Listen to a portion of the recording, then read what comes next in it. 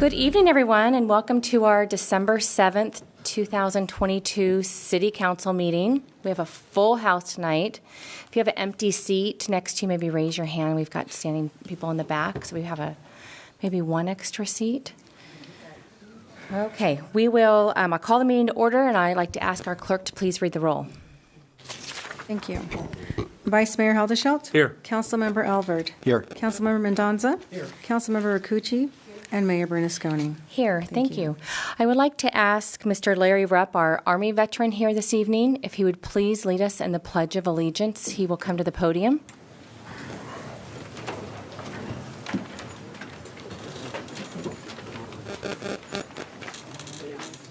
Ladies and gentlemen, if you please join me in the Pledge of Allegiance.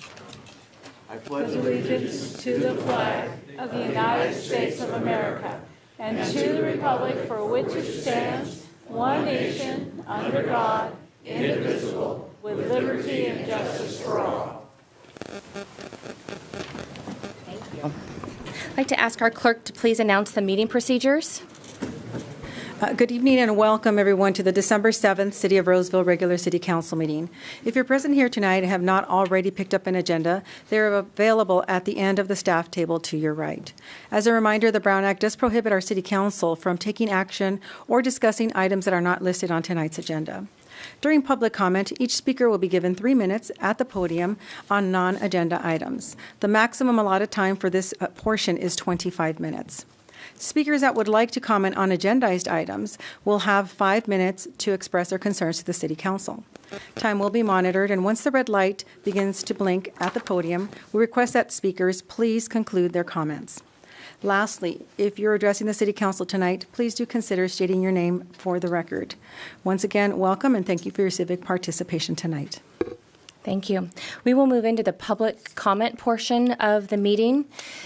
Public comment is intended for any item that is not on the agenda. We have a lot of people here tonight. If you would like to speak, there is a yellow speaker card at the end of the table. We will start with Bev Purcell, and then next we'll do Jim Davis, and then we'll keep an eye out for any other yellow cards. I just want to remind everyone here tonight that public comment prevents the council from taking action. So we are here to hear you, but we are not able to take action this evening. Absolutely. Thank you. Thank you. Good evening. My name is Bev Purcell, and I'm a mobile home owner, henceforth a mobile home park resident. We, all of these people behind me, are representing mobile homes in Roseville. We'd like to introduce ourselves and our unique style of living. We're homeowners and we're renters at the same time. Our parks are not only governed by the City of Roseville's municipal code, but also by the State Department of Housing and Community Development, Title 25, and the Mobile Home Residency Law. Each of you will receive a copy of the Mobile Home Residency Law at a later date. Thank you and happy holidays. Thank you. Jim Davis? Name. Hi, my name is Jim Davis. I'm a mobile home owner and also a mobile home park resident. We,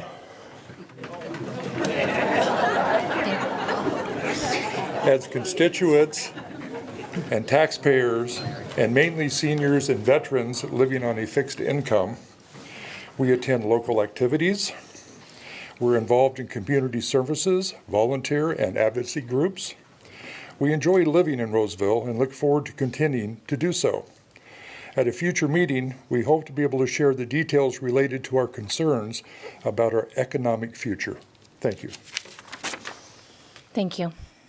Is there anyone else tonight that would like to speak? Dorothy.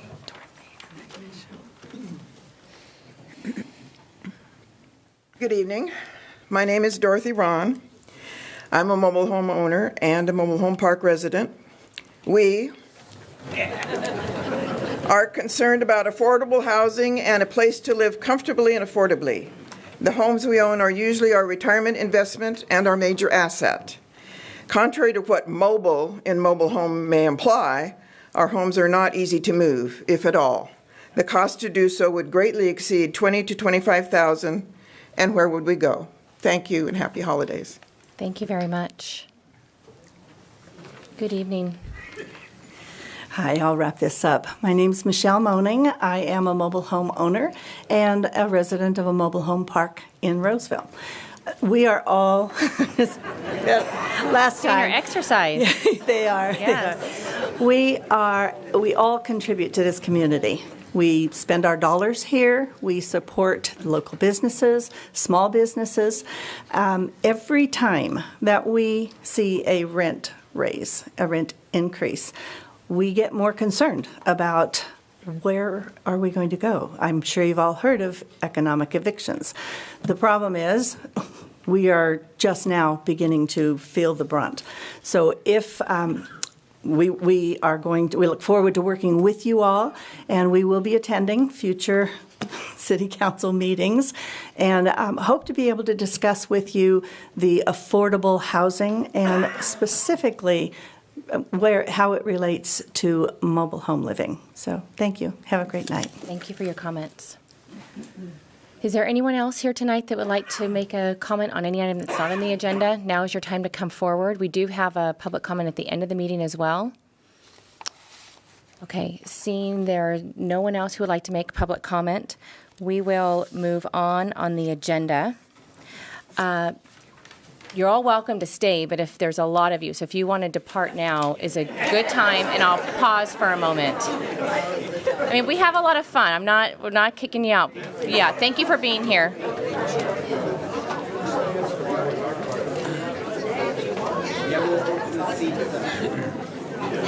On behalf of all this, thank you very much for your time. Thank you. Thank you.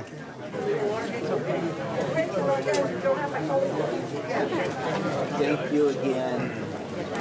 Oh, yeah.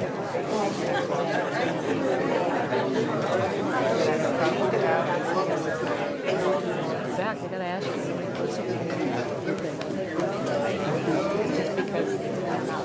Get it right?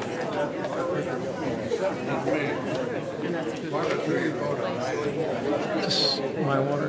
4:45. I didn't check. I don't know if this was like up and coming. And like that.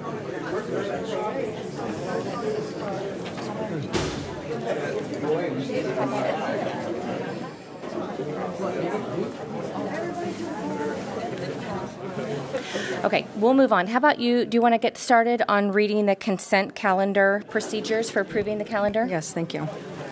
Thank you. So consent calendar items, all matters on the consent calendar are considered routine in nature and will be approved by one motion. There will be no discussion on consent calendar items unless a member of the City Council, staff, or a member of the public requests that a specific item be pulled for further discussion.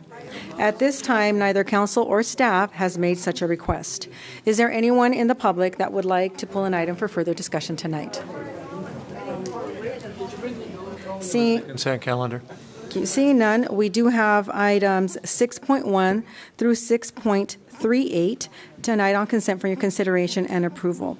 And I heard a motion by Vice Mayor Haldeshout to approve all items on consent. Second. Thank you. We have a motion on the floor with a second. We'll start off our roll call with Vice Mayor Haldeshout. Yes. Councilmember Alvord. Yes. Councilmember Mendoza. Yes. Councilmember Rakucci. Yes. And Mayor Bernasconi. Yes. Thank you. All items pass unanimously. Thank you very much. We'll move into item 7.1, Roseville Electric Energy Surcharge Municipal Code Amendment.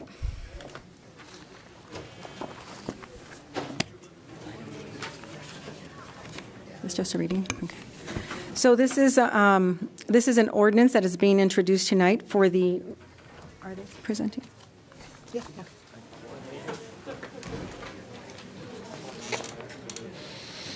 Good evening. Good evening, Honorable Mayor, members of the council. My name is Dan Beans. I'm the Electric Utility Director, and with me tonight is Eric Campbell. He is our Acting Assistant Director, and also we have Joanna Cucci, who is Acting Finance Administrator.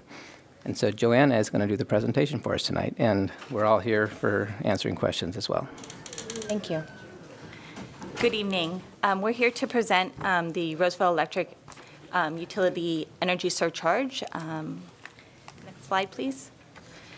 In late 2021, City Council approved 2 rate increases of approximately 3% each, effective January 1, 2022 and January 1, 2023. However, due to the rapid increase in energy prices since the time that this was adopted, Roseville Electric is proposing an 8% energy cost surcharge for all customer classes. This would be effective from February 1, 2023 through December 31st, 2024. So it would be a temporary energy surcharge. This rate increase is needed due to rapid increases in power supply costs. At Roseville Electric, we're seeing power supply costs that have increased 35% since that 2021 proposal that we brought to Council. This has been a rapid and significant increase in power supply costs, especially over the last year, and this has been driven by supply issues in the power supply market, the war in Ukraine, general energy policies, and then record natural gas exports to other countries. This is an industry-wide issue. It's not a Roseville issue. It's not a California issue. It is global. Energy prices across the world are high at this time. Can I take just a quick break? I'm sorry. With so much commotion, we forgot to mention that the technology is out in our large overhead projector, and we do have slides available for those in the audience who would like to follow along at the end of the staff table there. So thank you, and I apologize. Thanks, Tom. Okay. As I was saying, natural gas prices have more than doubled over the last year. And then in addition, California is in a historic drought, and that means that we have lower hydroelectric generation that's further stressed the market. The way this works is the hydro reserves in our reservoirs are down, which results in lower hydroelectric generation. So then that needs to be purchased on the power supply market. Right now, it is forecasted that this drought will continue into the next year, so we would expect to continue to see struggles in this area. The utility does have and is using reserves to mitigate the impact of these cost increases.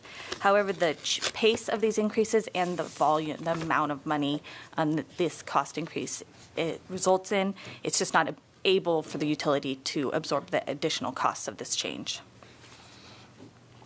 So this is a graphic showing the energy prices for the current fiscal year over the last 2 years. We started working on the rate case that we brought to you in 2021, late in 2020. So as you can see, the prices of energy around that time was about $35. And then you can see as we move into the last 12 months, this has been a rapid increase in the cost of electricity that we're buying. If you look at February, where you see the large spike, that's when the war in Ukraine started, and so that is a major impact on costs. While the prices in the market are up almost 300%, Roseville Electric's prices are up 35%, and this is largely due to our extensive hedging policy and program, which is able to shield our customers and the utility from the extent of these increases, but just not fully. So that is the difference.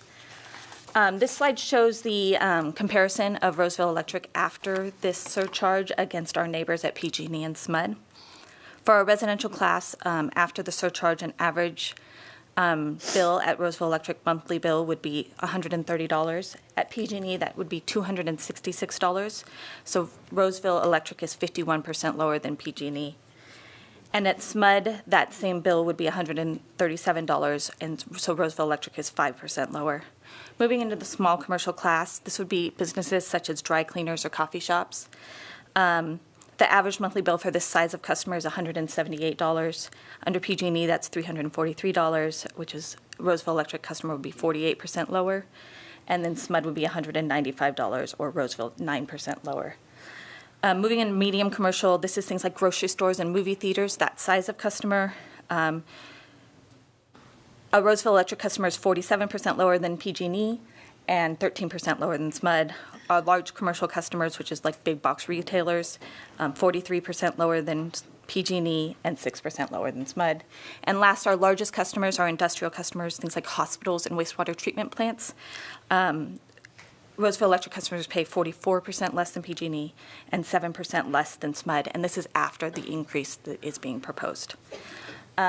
Most importantly, Roseville Electric is here to serve the community, and as a Roseville Electric customer, as a group, our customers save $154 million per year compared to if they were PG&E customers, and this $154 million stays in our community to be in our customers' pockets, spent on other things and helping the economy. Just as a small note, Pioneer Energy, which is offered in PG&E territory, they do get a small discount from PG&E of about 3 to 6%. So we did want to note that because some people do ask about what Pioneer Energy customers pay. So while a little less than PG&E, it doesn't approach Roseville rates. Okay, so looking at this, we do understand that this action has an impact on our customers, and especially our most at-risk customers in our low-income segments. In order to help that customer group the most, we are proposing that anyone who participates in our income-qualified programs, so we have 3 programs. We have a low-income, a medical, and a senior discount program. Anyone that's participating in that program would be exempt from the 8% surcharge being proposed.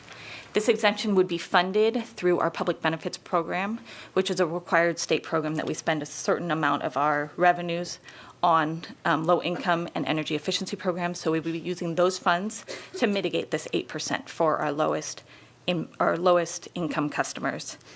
We also see this as an opportunity to increase participation in our low-income program. We know that we're not reaching our entire community of low income. We have about 1,450 customers on the program now. We know there's more out there, so we're hoping that this will give us a chance to get more people enrolled and really help that community a little better than we're doing right now. In addition to our low-income offerings, we do have budget billing and payment plans for our customers who want to even out their bills over their months, and if they need help paying their bill, we do work with them on payment plans.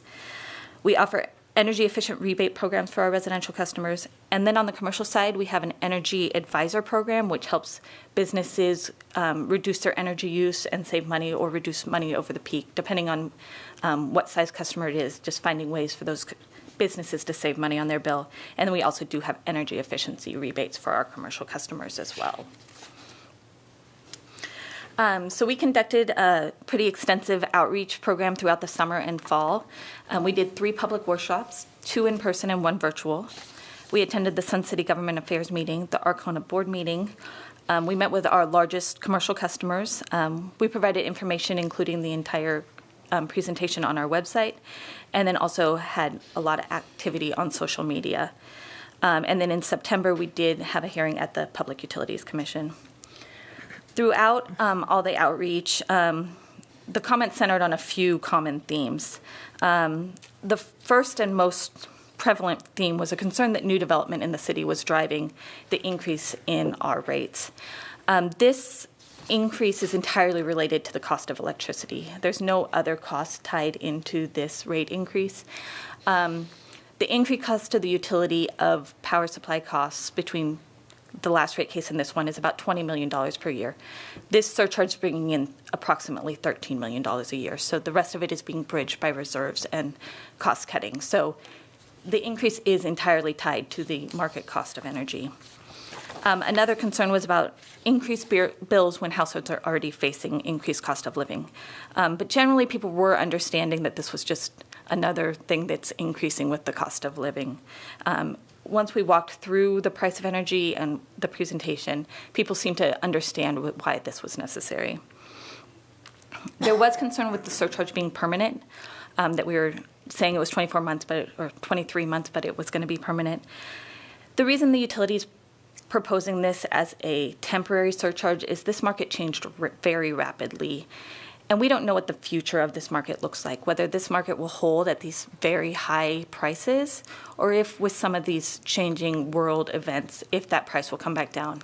We didn't want to put in a permanent rate increase when it could change in the future what that looks like. So the idea was to take this 23 months that we have for this surcharge and really evaluate what prices are doing and make decisions a little bit down the road versus putting in a large increase that's permanent now. We feel we can make a better decision with some more information. And then generally, we do receive a lot of compliments on our service levels. Roseville Electric has very good customer ratings and reliability, and so that was generally appreciated. So, as I said, we did go to the Public Utilities Commission, and on September 27th, the Public Utilities Commission unanimously recommended approval of the energy cost surcharge. And Roseville Electric Utility staff recommends that the City Council approve the energy cost surcharge effective February 1, 2023 to December 31st, 2024. and we'll be happy to answer any questions. Excellent, thank you. Does the council have any questions of Joanna before we open up public comment? Everyone, go ahead. I just wanted to clarify, the 8% increase is just a one-time increase, it's not each year, correct? Yes. Okay. And then I'll wait for after public comment, and then I might have another question. Anything else before we open up for public comment? I'll wait. Okay. I'll open up to public comment. Is there anyone here this evening that would like to speak to this item? Now is your time to come forward.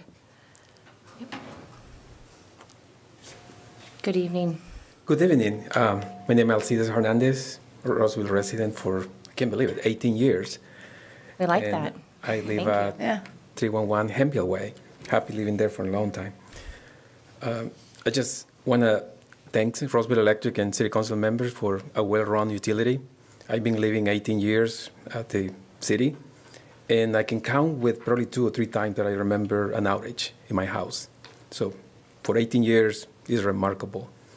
And I've been reading the report from the staff, well-written, well-supported. Roseville is not the only utility that is doing that. So we know a few others. We know that Modesto recently approved a rate increase of about 2 years, combined about 12%. We know in the Bay Area, Silicon Valley Power is actually yesterday was recommending 8% rate increase. And a few other utilities are facing the same issue. So for the quality of product that we get, very occasionally I have to reset my microwave to the clock time. And also the quality of service that we receive. I do think the 8% the recommendation from the staff is well thought out, well developed, and also considers the low income, right, as exempted from the recommendation. So I suggest the council members to consider this and support it. If we want to keep this quality of service, in some form we have to pay for it, and I think nobody wants to pay higher bills, but if it comes at this reasonable increase, which is temporary, as I understand, so I think it's a well recommendation. I just want to commend Dan, Eric, Joanna for the well-written report and the outreach that they did with the community. I did have occasionally a few questions, and they were very open to address those to me. So thank you for that, and I will encourage to support this recommendation. Thank you. For your comments. Is there anyone else tonight that would like to speak to this item? Now's your time to come forward. Good evening. Good evening, Council. My name is Steve Cho, and I'm a Sun City resident in Roseville. And I want to thank the city for coming out to the Government Affairs Committee to making a presentation several months ago. One of the things that we identified at that meeting was 8% is the proposed change increase for this time. But there's also another 4% already adopted. So the effective change would be 12%. Just want to let the public know that if you calculate your bill, it's not going to be 8, it'll be 12. So thank you. Thank you for your comment. Is there anyone else here tonight that would like to comment on this item? Now is your time. Okay, seeing none, I'll close public comment and bring it back to the council for further questions, comments before we have a motion. You want to start us off? So based on some social media conversation last couple of days, I'm actually surprised there's not more people here, but I guess maybe they got their questions answered, but I'm going to ask a few on their behalf. If we don't approve this, if we say no, we're not going to allow the rate increase, what would happen? What are our alternatives? Go ahead. Well, Eric Campbell, Roseville Electric, we would certainly see a degradation in service levels, number one. Number two, our financial metrics would erode significantly and expose us to downgrades, which could further limit our ability to borrow resources from the investment community and continue to provide the reliability that we do today. And then there was also a question about our general fund surplus. We have some surplus dollars, which is a nice thing to have. And a lot of times I know we pay down debt and we'll do some one-time things with it. I haven't heard of general fund surplus dollars being used for enterprise fund before, but what if we applied some of that to help ease this a little bit? So interesting question. The Roseville electric system is somewhat of an entity within the city of Roseville. We have our own debt ratings, and with that we have our own debt covenants that require us to, that requires our revenue to cover our expenses, to make sure we meet our ratios. And so a cash injection from the city doesn't really address those ratios. Only a rate increase does. Okay. All right, those are my questions. Thank you. Okay, excellent. Any other questions? I just want to thank Mr. Hernandez for your constructive comments and your perspective.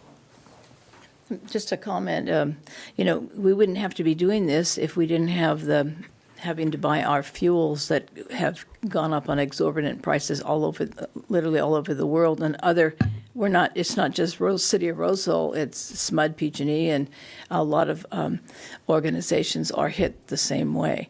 And I think the good thing is that we're looking what's going to happen in the next 23 months, and if there's an opportunity that there's a change, then we can make that change for the better if possible. Certainly. Councilmember Ricucci and staff answered my questions. Thank you. Okay. I would just like to note that, funding operations in a reserve fund is not a goal that our council has. In fact, it's the opposite of that in terms of financial stability. I just want to commend your team on the outreach done as well, too. It's been very thorough. We've heard it before. It's been posted just about everywhere. Nobody likes it that we have to do this, but it's the reality that we're in. So unless the council has any other further questions, we'll call for a motion. Thank you.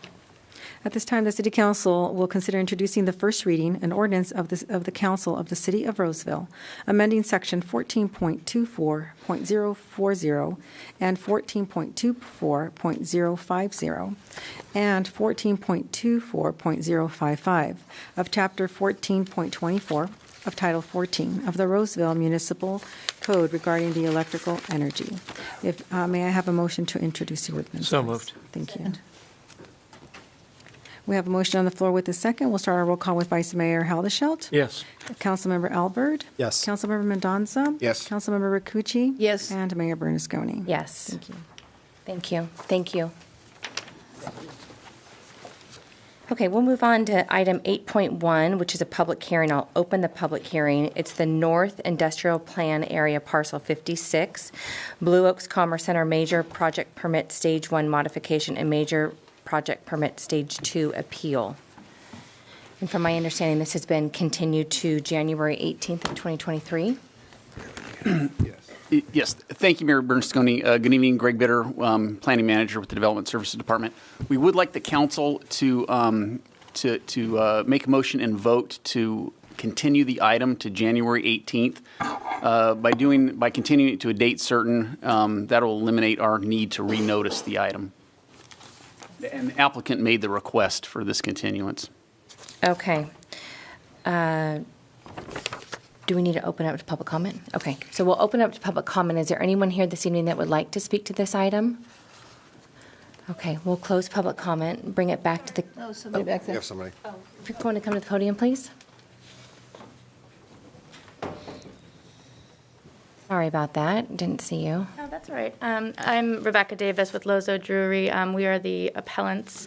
I'm just wondering will there be another opportunity to have public comment at the continued hearing, or would this be the only opportunity? No, the hearing will be continued, so we won't hold a hearing tonight. We'll continue the whole proceeding until January 18th. Understood. Then I can hold my comment. And we are in contact with folks in your law firm, so we'll make sure that we confirm everything as we get closer. Great. Thank you. Thank you. Anyone else? All right, we'll close public comment, bring it back to the council. Unless there's any further deliberation, we'll have a motion. Okay, thank you. At this time, the City Council will consider continuing the public hearing to January 18th, 2023 at the regular City Council meeting at that time. May I have a motion to continue, please? So moved. Second. Thank you. We have a motion on the floor with a second. We'll start our roll call with Vice Mayor Haldeshelt. Yes. Councilmember Albert. Yes. Councilmember Mendoza. Yes. Councilmember Ricucci. Yes. And Mayor Bernasconi. Yes. Thank you. Thank you. Okay, we'll move on to item 8.2, which is a public hearing. I'd like to open the public hearing for the Kaiser Inpatient Bed Tower Project, Northeast Roseville Specific Plan Parcel 12, 1600 Eureka Road Specific Plan Amendment and Development Agreement Amendment. Thank you, and again, good evening, Mayor Bernasconi and members of the City Council. Greg Bitter with the Development Services Department. We have the item tonight is, we're happy to be here with this item tonight. It's been a long time coming, the major expansion of the Kaiser Hospital facility. I'm here with Derek Ogden, our senior planner, Kenny Shallow, our associate planner, and Mark Stout, the city engineer. And we're going to let Kenny do a presentation for you. Good evening, Mayor Bernasconi and council members. My name is Kenny Shallow, associate planner, here to present the Kaiser Inpatient Bed Tower project. The project site is located on the existing 49-acre Kaiser Medical Center campus at 1600 Eureka Road in the Northeast Roseville specific plan. The surrounding uses include a mix of commercial and office uses, and the site has a land use designation of business professional and a zoned planned development for a medical campus. The campus consists of 7 buildings totaling 1.4 million square feet, and original development of the site was approved through the city's use permit process in 1992, and subsequently in 2004, the City Council approved a major project permit stage 1 and stage 2 to allow an expansion of over 700,000 square feet that would be built in 3 phases. The third phase of the project was never constructed, which included a helicopter landing pad, a 5-story bed tower, and a 3-level parking garage. The project entitlements include a text-only amendment to the Northeast Roseville specific plan and a development agreement amendment to allow a 123,000 square foot increase in intensity above what was previously approved. Associated with this request was a MPP Stage 1 modification and Stage 2 to construct a 278,000 square foot 6-story inpatient bed tower building on the site of the previously approved tower, a 4-level parking garage with rooftop parking on the site of the previously approved parking garage, and a new generator yard. The MPP entitlements were approved by Planning Commission in November of this year. And for reference, this slide shows rendering of the 6-story bed tower with a new rotunda area and a new emergency department entry canopy. And this is the proposed 5-level parking garage that will be located at the northwest corner of the site at Lead Hill Boulevard and Eureka Road. The specific plan amendment is requested to amend the setback requirements of the medical campus component in the Northeast Roseville specific plan. The applicant proposes to change the required 100-foot setback for the parking garage to a 50-foot setback. The garage will be set back 50 feet from Eureka Road to the east and 130 feet south of Lead Hill Boulevard. A visual impact analysis was prepared, which includes 3D renderings of the project as seen from the different view sheds in the area. While the overall height of the structure is approximately 58 feet, the structure is 50 feet along the roadways. And as seen from the images on the slide, the structure is in scale with the existing buildings and will not significantly alter the visual character. The existing mature landscaping along the frontage will also minimize visual impacts. So based on these factors, staff supports the proposed setbacks. The Kaiser Development Agreement will be amended to address the increased use intensity invested in entitlements proposed with the project, and staff finds the DA amendment is in conformance with the public health, safety, and welfare and will not adversely affect the orderly development of the property or the preservation of property values. An environmental impact report was prepared for the 2004 expansion project, which analyzed potential impacts associated with build-out of the campus. And because only minor additions and changes would be needed to make the previous EIR adequate, the city prepared a draft supplemental EIR. The draft SEIR found one significant and unavoidable impact, which was cumulative impacts to light and glare, and concluded that all other impacts were either less than significant or would be less than significant with mitigation. The draft SEIR was available for a 45-day public review, and 2 agency standard comment letters were received during the review period. A final SEIR with the Mitigation Monitoring and Reporting Program was published, and as required by CEQA, written findings and a statement of overriding considerations were prepared and are included with the council communication. As mentioned, the project was heard by the Planning Commission on November 10th of this year, and no public testimony was received. The Planning Commission certified the final SEIR, adopted findings and statement of overriding considerations, adopted the Mitigation Monitoring and Reporting Program, approved the MPP Stage 1 modification and Stage 2, and recommended City Council approve the SBA and DA amendment. Early notification of the project was posted on the Arcona website and on the city's Projects of Interest website. A public informational meeting was held on June 28th of this year, and approximately 7 members of the public attended, and none of the attendees expressed opposition. Notice of tonight's hearing was published in the Press Tribune and distributed to 300-foot radius and to interested persons and posted on the Arcona website, and no public comments have been received. In conclusion, staff finds the project is consistent with the goals, policies, and standards of the zoning ordinance, general plan, the Northeast Roseville specific plan, and the community design guidelines. So at this time, the Planning Commission recommends the City Council take the actions listed on the slide, approving the project entitlements. And that concludes my presentation. I'm available for any questions. Thank you, Kenny. Does the council have any questions of staff before we go into public comment? Not yet. Okay. I'll open it up to public comment. Is there anyone here this evening that would like to speak to this item? Now's your time to come forward. Good evening. Good evening. Good evening, Council. My name is Kim Menzel. I'm the Senior Vice President and Area Manager for the Roseville Medical Center, the case that is before you tonight. And I'm Dr. Rich Florio. I'm the Physician-in-Chief of the Roseville Medical Center.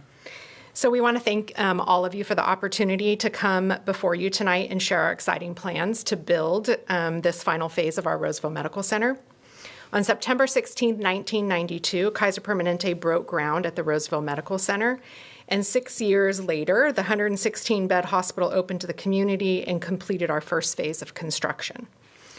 When we first opened the doors of the medical center back in 1998, much of the land around our campus was a field of grass. Because of the strong city leadership, the city of Roseville has grown significantly and become widely known as the best place in the country to raise a family, retire, work, and play.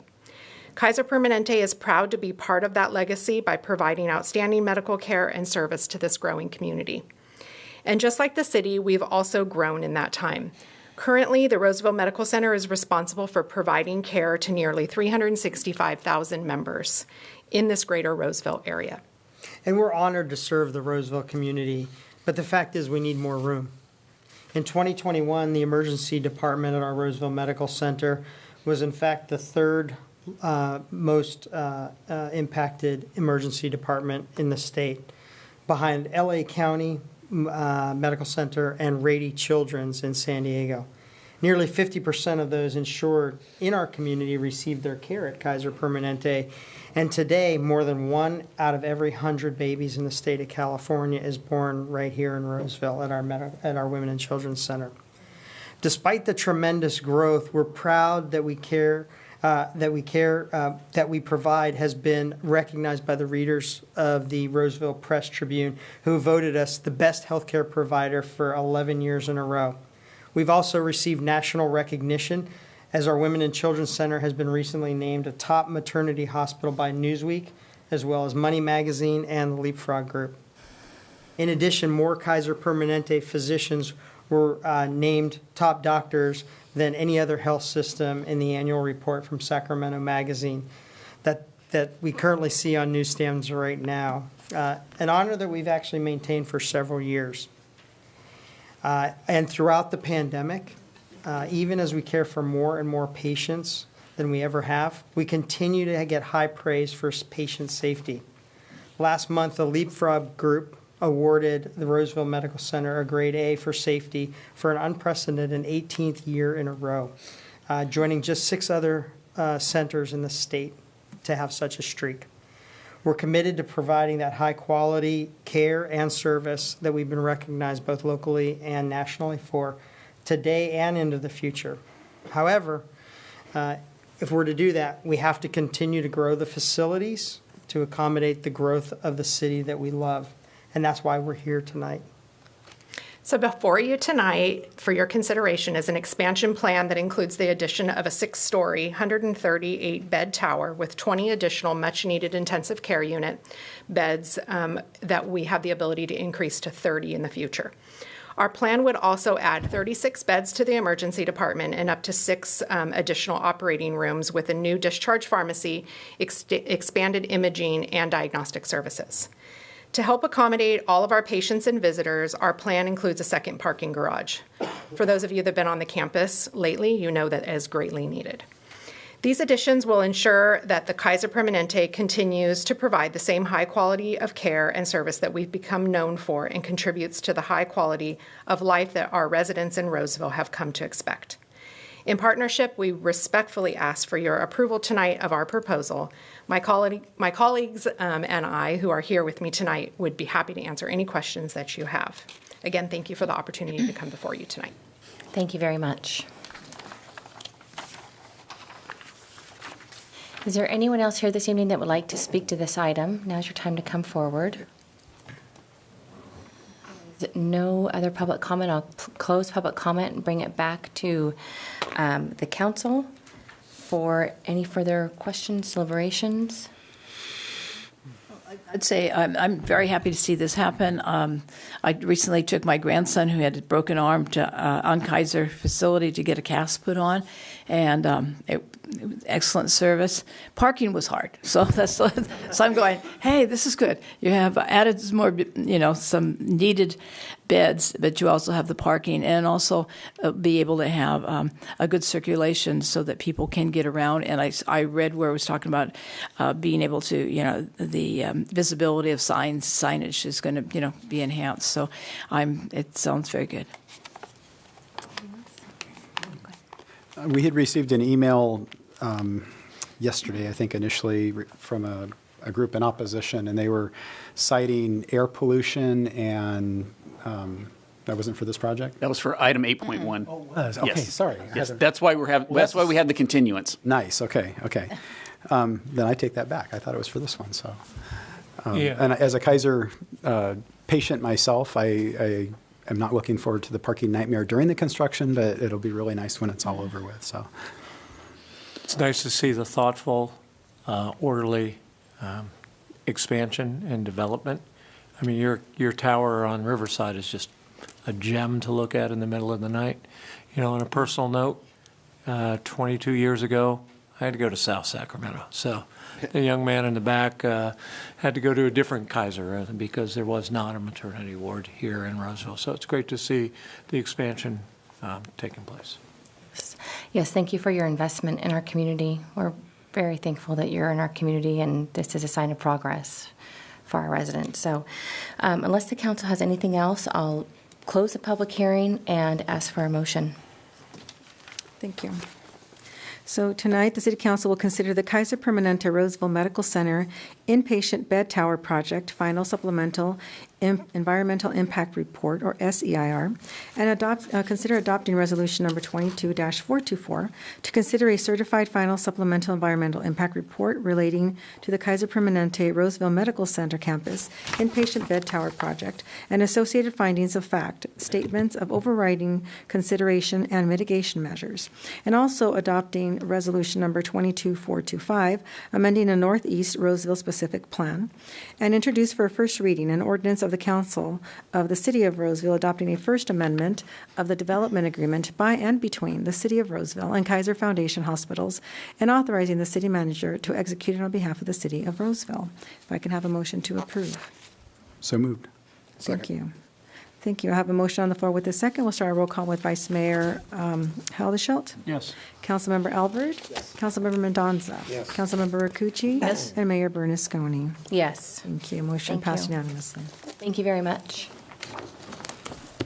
Okay, we have two more public hearings to get through this evening. We have item 8.3, formation of Parkside at Sierra Vista Community Facilities District 1. So I'll open the public hearing, and we'll hear from staff. Good evening. Mayor Bernasconi and council members. My name is Janine Thrash, Management Analyst in the Finance Department. Tonight, staff's recommending approval to form a new CFD named Parkside at Sierra Vista Community Facilities District Number 1. Next slide. The purpose of forming a CFD is to create land-secured financing tool to fund construction of authorized facilities and services. Next slide, please. The resolution of intent to form the CFD was approved by council this last October 19th. This neighborhood will initially be developed and owned by JMC Homes as a for-rent residential development. Because of this, no CFD bonds will be issued until there's a change in ownership of any parcel from the master developer to a third party. The authorized facilities that can be financed with the bonds in the CFD are listed on the slide and include transportation improvements, including Westbrook Boulevard, Fitiment Road, Federico Drive, and Market Street, to name a few, as well as utility infrastructure and park and open space improvements. The district is located in the Sierra Vista Specific Plan, north of Vista Grande Boulevard and just east of Market Street. The staff recommendation tonight is to open public hearing and approve the resolutions and ordinance to form Parkside at Sierra Vista CFD number 1. Thank you very much. Does the council have any questions before we go to public comment? Nope. Open up to public comment. Is there anyone here this evening that would like to speak to this item? Now's your time.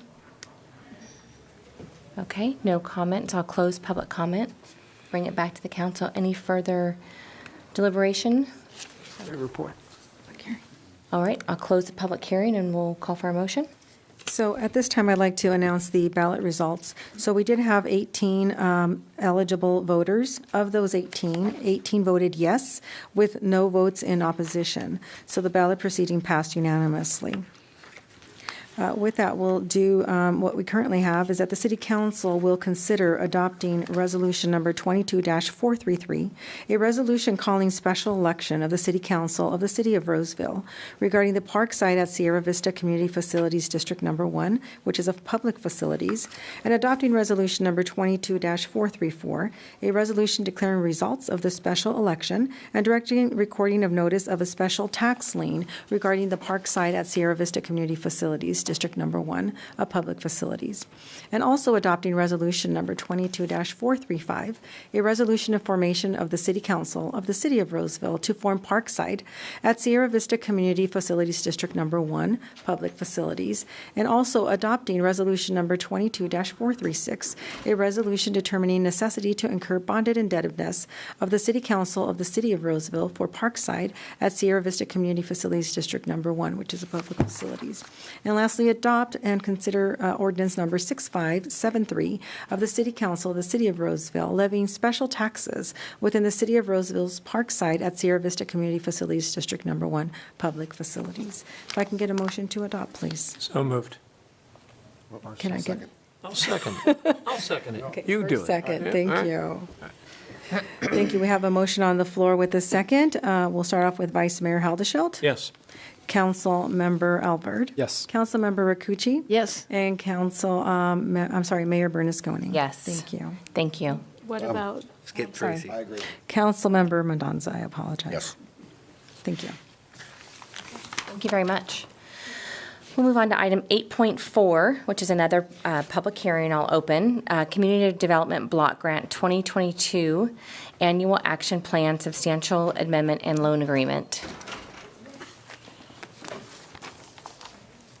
Good evening. Evening. Good evening. I'm Tricia Isom, Housing Manager in the Economic Development Department. And tonight I have with me Christine Fales, and she'll be presenting a couple of CDBG items for you. Good evening, Mayor Bernasconi and members of the City Council.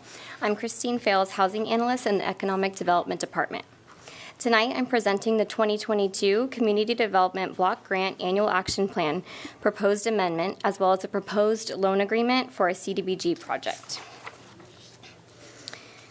In May of 2022, Council approved the 2022 CDBG Action Plan, which included a proposed project to allocate up to $425,000 towards affordable rental housing development to benefit low-income households and individuals.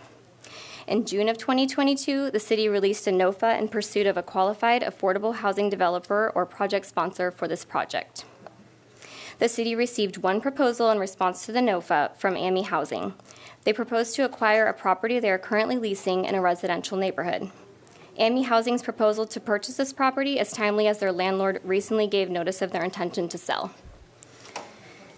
The city is proposing an acquisition loan not to exceed $425,000, which includes closing costs, funded by CDBG carryover funds from prior year grants. Staff is requesting approval of the proposed acquisition, approval of the draft loan agreement, as well as authority to finalize and sign the promissory note, deed of trust, and a 55-year regulatory agreement in order to loan CDBG funds to AMI Housing to purchase the property. The regulatory agreement will establish a maximum of 6 units for extremely low-income households, which is 30% of area median income, and restrict the occupancy, operation, ownership, and management of the project.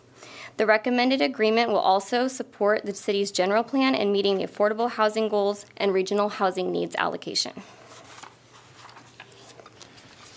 The property, known as the Monarch House, is a 4-bedroom home located in Roseville. AMI Housing's program provides emergency, crisis, stabilization housing, and housing navigation services for extremely low-income individuals undergoing a mental health crisis for a maximum of 1 month at a time. Monarch House has been operating at the same site since 2015. It is well known by the surrounding neighbors and considered an asset by the Roseville Police Department.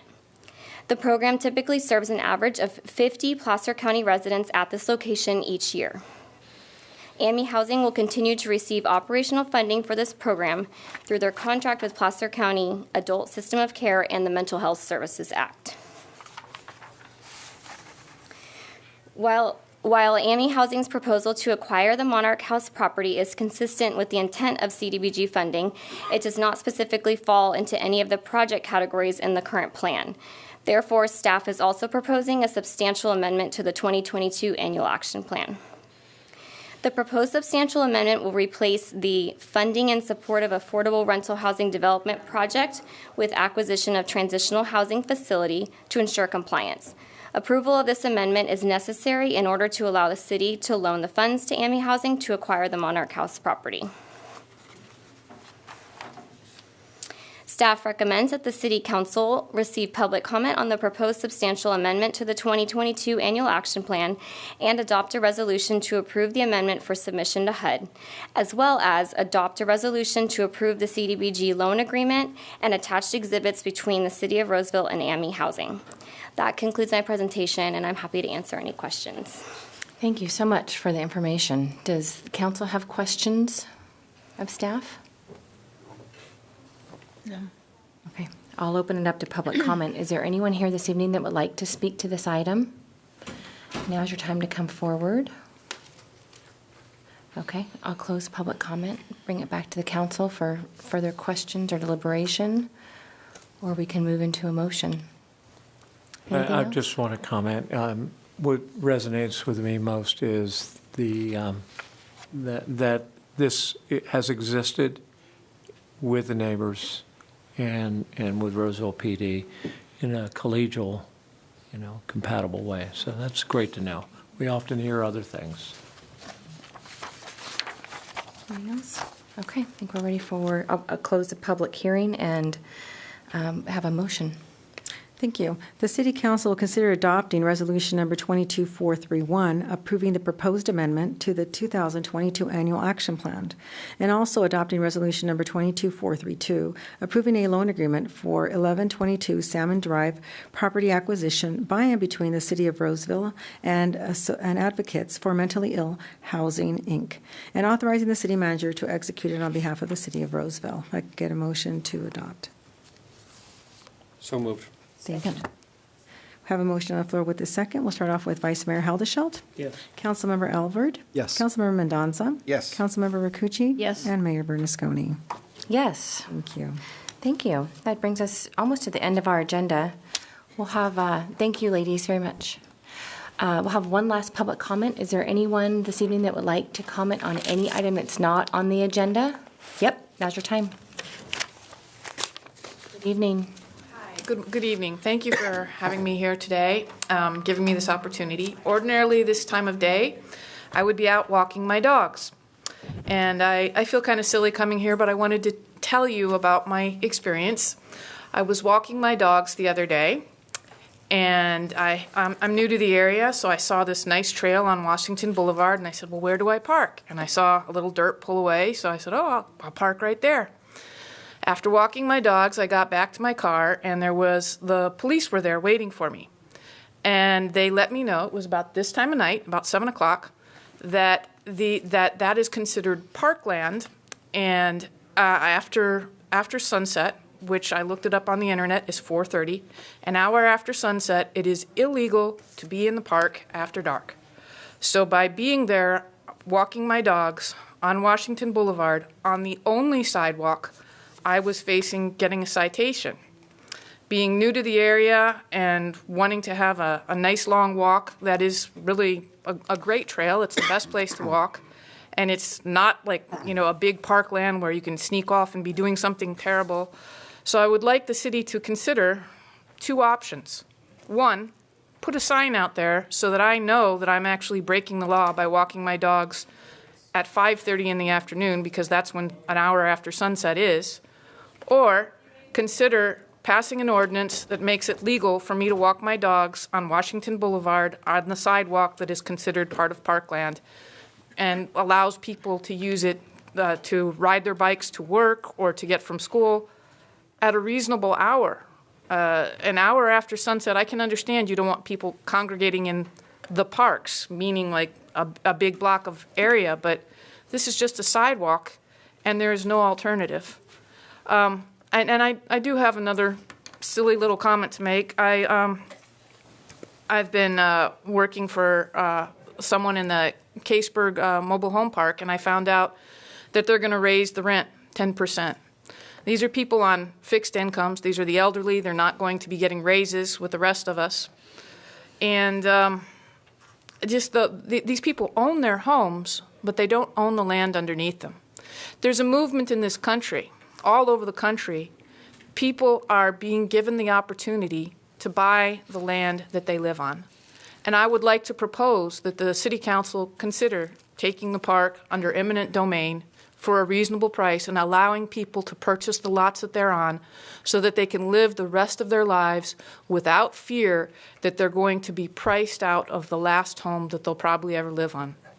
And that's all I've got to say. I'd love to hear back from you. I don't know if you're allowed to comment back during public comment about letting me walk my dogs at a reasonable hour on Washington Boulevard. There's no safe place. Thank you for your comment. Public comment prevents us from taking any action this evening, but we appreciate your comments. Thank you. Okay. Anyone else for public comment? All right. Close public comment. Does the council have any other comments before we move on to our ceremonial event? I'm sure many of you are aware that we have a ceremonial event after the adjournment of tonight's meeting in the rotunda, which is the swearing in of 3 of us here on the council. So you're all invited to attend there. We thought maybe around 7 p.m., so we're close to being on time. Anything else before we adjourn from anyone? No? Staff? Good? Okay. Well, on that note, I will adjourn the meeting. We'll be back here December 21st for our last meeting of the year. We hope that you've made it this far. You might as well just walk on down to the rotunda. Thank you all for being here. Please don't run this up.